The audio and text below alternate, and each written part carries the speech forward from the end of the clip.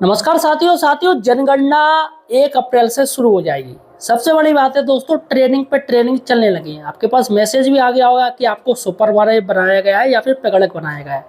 यानी कि आप प्रगणक का देखभाल करोगे, सुपरवाइज उनको करोगे, वो आपको बनाया गया है, या फिर आप जनगणना जाके करोगे क्षेत्र में। तो आपके मैसेज में लिखा होगा कि आपको क्या करना है और किस तरीके से रजिस्ट्रेशन करना है। उसका भी मैं एक वीडियो बना चुका हूँ दोस्तों, आप जाके देख सकते हो कि किस तरीके से आपको ऑनलाइन रजिस्ट्रेशन करना है उस HLO ऐप पर जाके, उसके बारे में आप जान लीजिए। लेकिन दोस्तों अभी हम बात करेंगे कि आखिर ये ट्रेनिंग कैसे होगी। जो प्रगणक और आपके पर्यवेक्षक की ट्रेनिंग होगी दोस्तों, वो 3 तरीके से ट्रेनिंग कराई जाएगी। देखिएगा दोस्तों, सबसे पहले हम जानेंगे कि जनगणना ट्रेनिंग कैसे, प्रगणक और पर्यवेक्षक की ट्रेनिंग, सिर्फ 2 लोगों की ट्रेनिंग अभी बाद में होगी। अभी तो जो मास्टर ट्रेनर है उनकी ट्रेनिंग हो रही है, अधिकारियों की ट्रेनिंग चल रही, सभी की चल रही है, लेकिन लास्ट में जो आएगी वो प्रगणक और पर्यवेक्षक की ट्रेनिंग दी जाएगी आपके ही क्षेत्र में। तो देखिएगा दोस्तों, जो ट्रेनिंग है वो 3 तरीके से होगी, ऑफलाइन, ऑनलाइन और PDF। जी हाँ साथियों, तो यहाँ पर ऑफलाइन होगी, वो आपके विभाग में आपको दी जाएगी।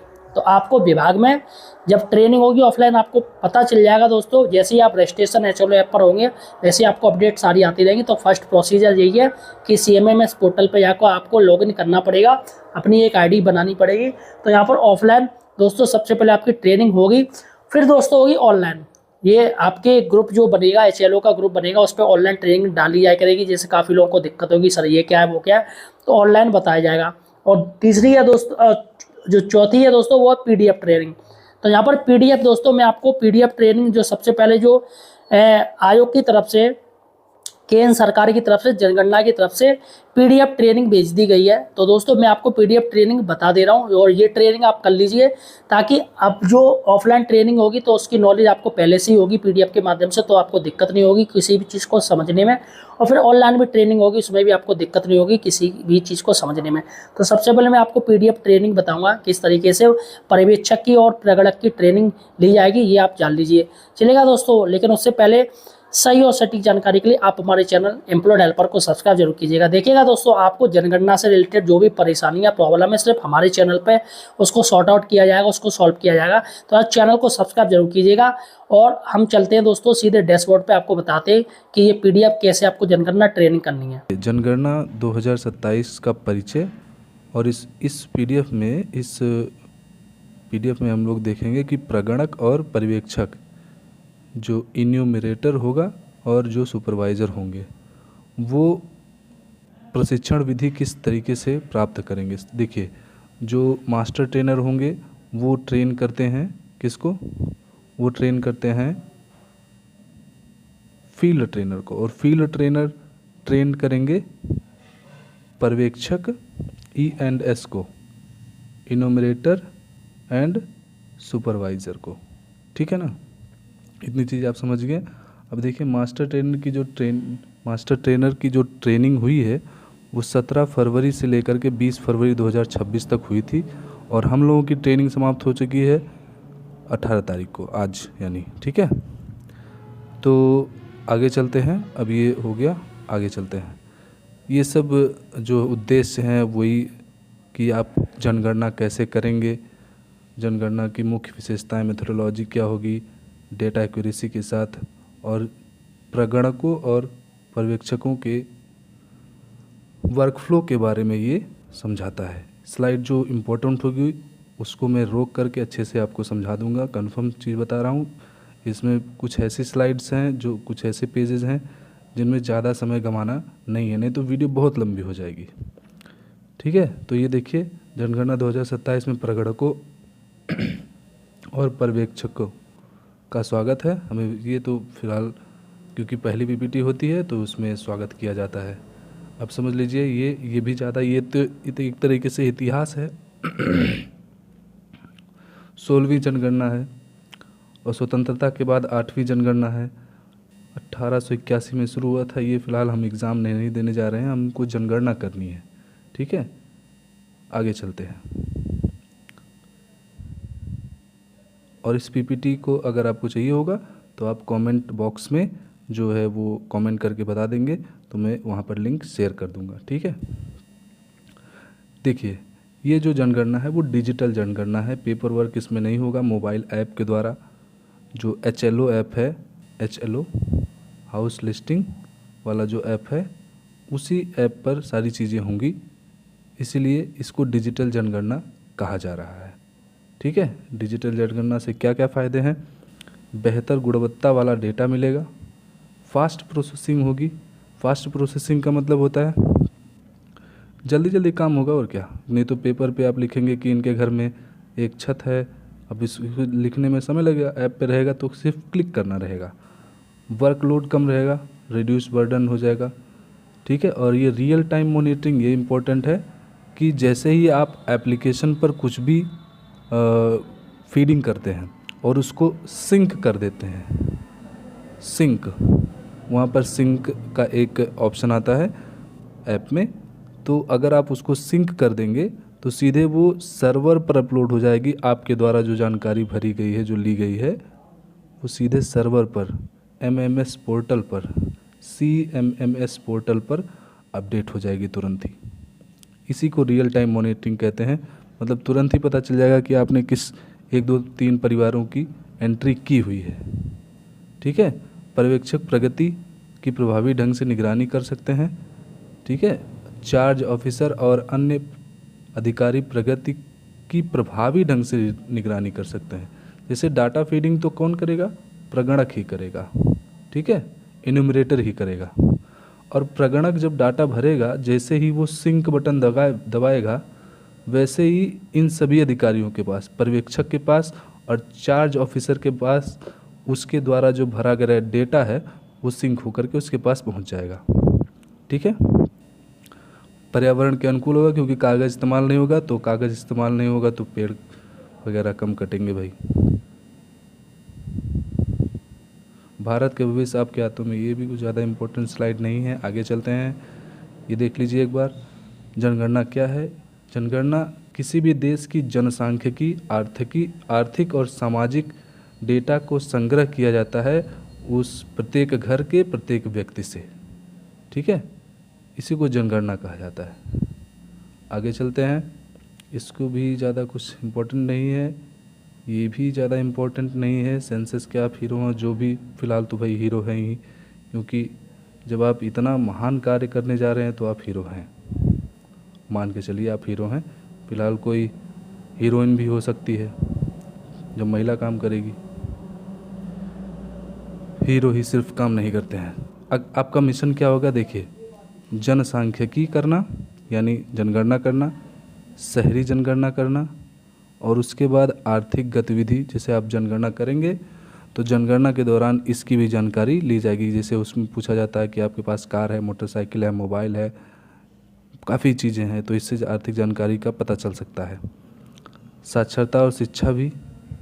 और एक चीज़ और, ये आप देखिए, ये जाति जनगणना भी इसके साथ हो रही है ना, इसलिए जाति, धर्म, भाषा, जनजाति, इन सभी की जानकारी हमसे इससे मिलेगी।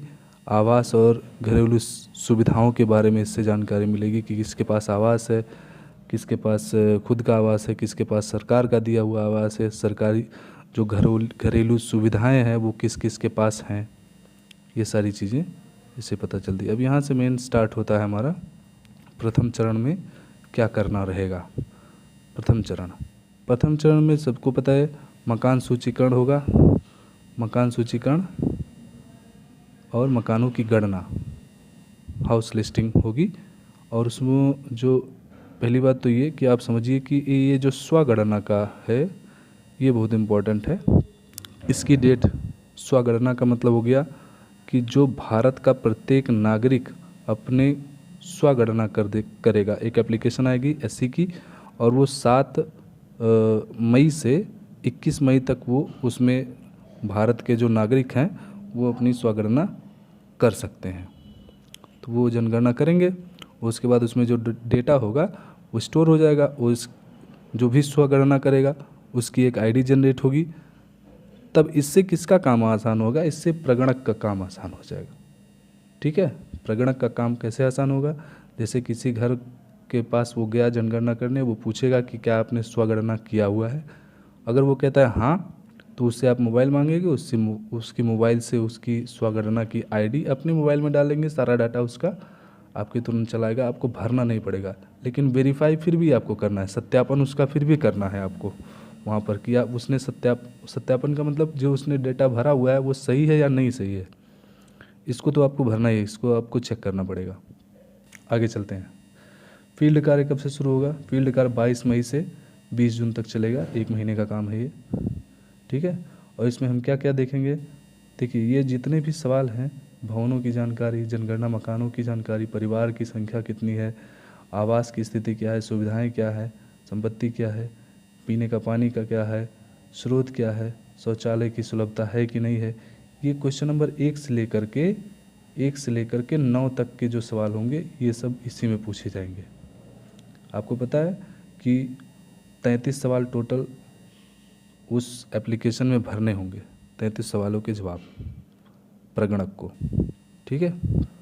आगे चलते हैं। दूसरे चरण में क्या होगा? दूसरे चरण में लोगों की गणना होगी, ठीक है। पीई यानी पीपल्स इन्यूमरेशन, ठीक है। लोगों की गणना होगी, जनसंख्या ज्ञात की जाएगी, और ये 2 फरवरी 2027 में शुरू होगा। और जो इसकी लास्ट डेट है वो 1 मार्च 2027 तक, रात के 12 बजे तक ये जनगणना शुरू होगी। जैसे ही रात के 12 बजेंगे वैसे ही समझ लीजिए एक तरीके से वहाँ पर ऐप का काम खत्म, यानी जनगणना संपूर्ण हुई, ठीक है। आगे चलते हैं। डेटा संग्रह की जांच। अब देखिए, डेटा संग्रह क्या करेगा? डेटा संग्रह की विधि क्या होगी?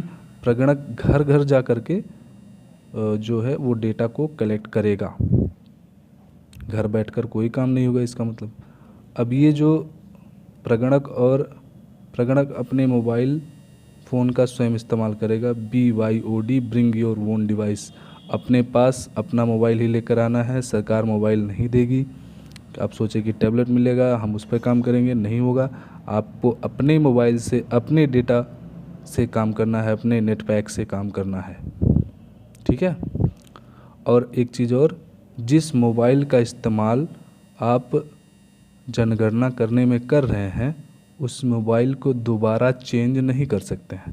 चेंज करने की प्रोसेस बहुत कठिन है, उसमें EMI नंबर नोट करना पड़ेगा, आपको नोट करके रखे रहिएगा। कहीं मोबाइल गुम हो जाती है, ख़राब हो जाता है तो उसके बाद उसका इस्तेमाल किया जाएगा। फ़िलहाल ऐसी नौबत ना आए तो ठीक है।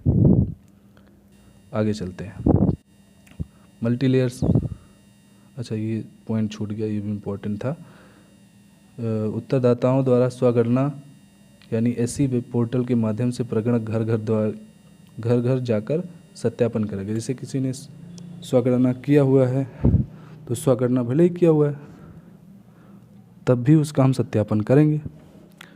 बहुस्तरीय जांच यानी गलती की कोई गुंजाइश नहीं हो सकती है। पर्यवेक्षण विधि सुपरवाइजर एक तो रहेंगे और उसके बाद उसके ऊपर से 4 अधिकारी रहेंगे। दोनों ही जो प्रगणक डेटा भरेगा उसका सत्यापन करते रहेंगे, उसकी देखरेख में हमेशा लगे रहेंगे कि कहीं प्रगणक जो है वो कहीं मिस्टेक तो नहीं कर रहे हैं। अगर कुछ मिस्टेक होता है तो उसी एप्लीकेशन पर अगर पर्यवेक्षक चेक कर रहा है और उसे लगा कि प्रगणक ने ये जानकारी गलत भरी है तो वो वहीं पर उसको एक फ्लैग जनरेट कर देगा। उसके बाद वो फ्लैग जो है वो प्रगणक के मोबाइल पर दिखाएगा।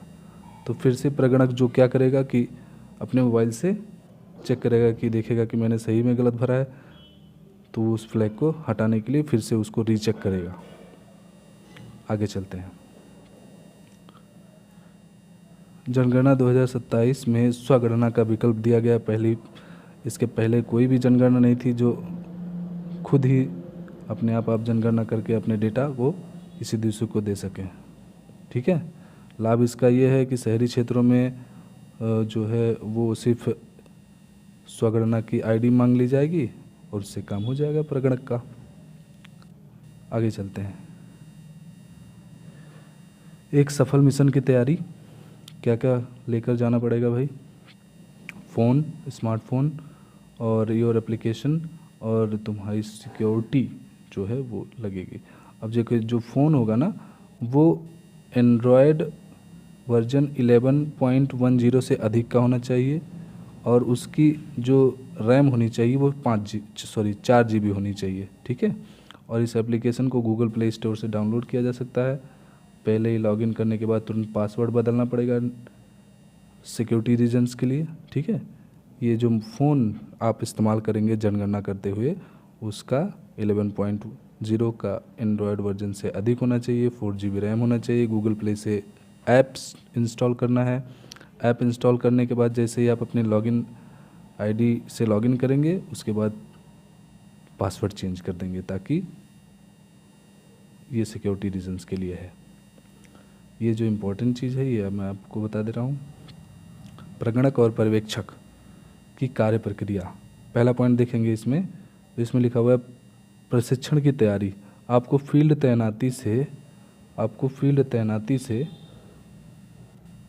एक मिनट, हाँ ये देखिए, आपको फील्ड तैनाती से पहले प्रशिक्षण पूरा करना होगा, प्रगणक के लिए है, पूरा करना होगा। जनगणना अवधारणाओं और जनगणना 2027 चलो ऐप में महारत हासिल करनी होगी। क्रेडेंशियल के साथ लॉगिन करना होगा और सभी आवश्यक सामग्री एकत्र करनी होगी। पर्यवेक्षक टीम की तैयारी सुनिश्चित करते हैं, ठीक है। अब ये दूसरा पॉइंट देखिए, HLB पहचान और मानचित्रण, ठीक है। एक मैप बनाना होगा आपको। HLB का मतलब हो गया हमारा, HLB आप समझिए क्या होता है। HLB जैसे कोई गांव है इतना बड़ा, ठीक है, इतने बड़े गांव को भी एक HLB कहा जा सकता है। हाउस लिस्टिंग ब्लॉक इसका फुल नेम है। यानी ये एरिया आपको दिया गया है, इतना बड़ा एरिया, इसी में आपको जनगणना करनी है। तो HLB का मतलब हो गया वह क्षेत्र जिसके अंदर एक प्रगणक जो है वो जनगणना करेगा, उसी को HLB कहेंगे, हाउस लिस्टिंग ब्लॉक। अब एक गांव के अंदर एक HLB भी हो सकती है, और अगर गांव बड़ा है तो उसमें 2 HLB काट करके बनाई जा सकती है, ठीक है। आगे चलते हैं। तो HLB पहचान और मानचित्रण, ये आपका ये लीजिए, ये वाला समझिए। पर्यवेक्षक प्रगणक के साथ मिलकर HLB सीमाओं और महत्वपूर्ण स्थलों लैंडमार्क की पुष्टि करते हैं, इमारतों को नंबर देते हैं और ओवरलैप या चूक से बचने के लिए एक लेआउट मैप तैयार करते हैं। मतलब जो भी HLB आपको मिलेगी उसमें आप सबसे पहले अपने मानचित्र बनाएंगे, मतलब उसका मैपिंग करेंगे, लेआउट ड्रॉ करेंगे। उसके बाद ही आप जनगणना या मकान सूचीकरण स्टार्ट करेंगे। डेटा संग्रह और सत्यापन, तीसरा देखिए, डेटा संग्रह और सत्यापन। प्रगणक ऐप के माध्यम से डेटा एकत्र करने के लिए इमारत का दौरा करते हैं। यदि किसी परिवार ने स्वयं स्वगणना की है तो डेटा डाउनलोड करने, जांचने और सत्यापन करने के लिए SC संदर्भ ID यानी रेफरेंस ID का उपयोग करेंगे। वही चीज़ मैंने बताया आपसे कि अगर जिसके घर आप जा रहे हैं वो स्वगणना किया हुआ है तो फिर उससे आप स्वगणना की ID मांग लेंगे। ID मांग करके अपने जो HLO ऐप है उसमें डालेंगे, उसका पूरा डेटा आपके सामने उपस्थित होगा, फिर उसको वेरीफाई करना पड़ेगा बस। डेटा सिंक और पर्यवेक्षण। डेटा सिंक आपको बताया, जैसे किसी का ID मांगा, आपने फीड किया, सत्यापन किया, फिर उसके बाद सबमिट कर दिया। सबमिट करने के बाद एक ऑप्शन होता है सिंक करने का, ठीक है, वो सिंक कर देंगे, तब आपके जो मोबाइल पे जो डाटा था वो अब शो करने लगेगा पर्यवेक्षक के मोबाइल पर भी कि आपने क्या क्या काम किया हुआ है, ठीक है। इसी को रियल टाइम मॉनिटरिंग कहते हैं, ठीक है, ताकि तुरंत ही पता चल पाए कि क्या किया आपने। ये अगला पॉइंट देखिए, ये था अगला पॉइंट, ये है प्रगणक HLB को पूर्ण कंप्लीट रूप से चिन्हित करते हैं और डिजिटल रूप से हस्ताक्षर करते हैं। पर्यवेक्षण पूर्व कवरेज की पुष्टि करते हैं, प्रमाणित करते हैं और चार्ज ऑफिसर को फाइनल सबमिट। जैसे सब कुछ काम पूरा हो जाएगा तो वो मानचित्र भी जमा होगा जो आपने अपने हाथ से बनाया हुआ है उस HLB का, और पूरा जो ऐप होगा उसको एकदम फाइनल सबमिट करेंगे आप। उसके बाद आपका काम ख़त्म, समझ लीजिए इतना काम रहेगा। मुख्य कर्तव्य क्या होंगे ये मैं इस पर रोक दे रहा हूँ, और आपको अगर कुछ इसमें से नहीं समझ में आएगा तो ज़रूर से पूछ लीजिएगा, क्योंकि पढ़ने में बहुत समय लगेगा। HLB मैंने आपको बता ही दिया कि HLB क्या होता है। यही सब चीज़ें सिर्फ नहीं समझ में आ रही होंगी आपको। ये HLB लिखा हुआ है, यहाँ पर HLB लिखा हुआ है। ये HLB और HLO एक एप्लीकेशन है और HLB एक क्षेत्र है, ठीक है। आप इसको पूरी तरीके से अच्छे से पढ़ लेंगे तो आपको समझ में आ जाएगा कि प्रगणक और पर्यवेक्षक के क्या क्या कार्य हो सकते हैं। ध्यान से पढ़ लीजिएगा, मैं इसको रोक दे रहा हूँ। आप इसका स्क्रीनशॉट ले सकते हैं या फिर आप कमेंट करेंगे तो मैं पूरी जो PPT है वो आपको लिंक शेयर कर दूँगा। आगे चलता हूँ। अब यहाँ से काम समाप्त हो जाता है, एक तरीके से समझ लीजिए। बातचीत में विश्वास बनाए रखें। जैसे आप जब जनगणना करने जाएं तो जिसके घर जनगणना करने जाएं उससे मैत्रीपूर्ण व्यवहार रखें, झगड़ा वगड़ा ना करें। कहने का मतलब यही है। प्रगणक और पर्यवेक्षक का जो मानदेय होगा वो कितना होगा? प्रतिदिन 400 रुपये होगा और कुल मानदेय जो होगा वो 25,000 रुपये होगा। पहले चरण के लिए HLO यानी मकान सूचीकरण के लिए 9,000 रुपये दिए जा रहे हैं। 16,000 रुपये दिए जा रहा है जनसांख्यिकी के लिए, PE के लिए दूसरे चरण के लिए। और आपका जो चार्ज अधिकारी होगा वो चार्ज ऑफिसर होगा। अगर आप गांव में जनगणना कर रहे हैं तो वो तहसीलदार होंगे और अगर आप शहरी क्षेत्र में जनगणना कर रहे हैं तो वहाँ के EO होंगे यानी एग्जीक्यूटिव ऑफिसर्स। तो देखा साथियों, PDF ट्रेनिंग मैंने आपको बता दी है फौरी तौर पर। ये फौरी तौर पर सारे इंटरेक्शन भी मैंने आपको बता दिए। सारे के सारे इंटरेक्शन आपके सामने आ गए, किस तरीके से आपको क्या करना है। और बाद में दोस्तों आपके विभाग की तरफ से ऑफलाइन ट्रेनिंग होगी, उसको अटेंड जरूर कीजिएगा, बिल्कुल छोड़िएगा मत। क्योंकि बाद में जो लोग ट्रेनिंग अटेंड नहीं करते हैं, कह देते हैं अरे यार कर लेंगे, बाद में उनको बहुत ज़्यादा प्रॉब्लम होती है।